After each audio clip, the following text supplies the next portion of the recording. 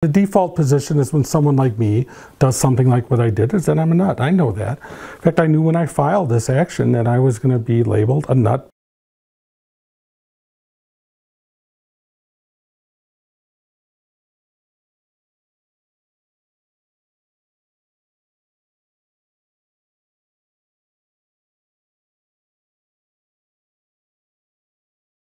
They are denying me the right to express myself in a way that's not harming anyone. There's not a soul that's being harmed by me wearing my Packer gear, at this game. And so I just decided to move ahead. This suit is in the first quarter. We're halfway through the first quarter. We had a long ways to go.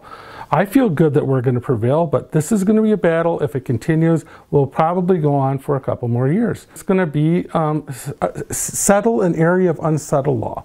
I knew that this was an area of unsettled law because I had done my research. Maybe a lot of people have thought about filing an action, but they just never did. But I did. I was motivated to do it. So, and I'm doing it. And so one way or the other, there's going to be new case law established because of this case. Because this is a public policy case. Granted, the little tiff that started this is relatively minor, but the implications are huge as it turns to publicly owned and financed sports venues all over the country. I had the vision to see the ramifications of this, the implications, long before I filed it.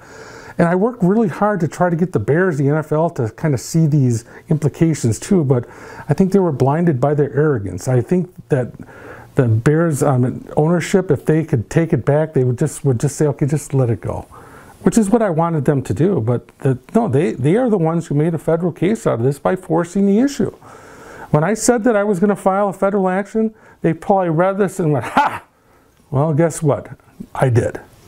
And I was a police officer for 30 plus years. I became a full-time police officer at age 19, and then I retired when I turned 50 from law enforcement. I lived most of my life down in southeastern Wisconsin. I thought, age 50 is way too young to simply retire and do nothing.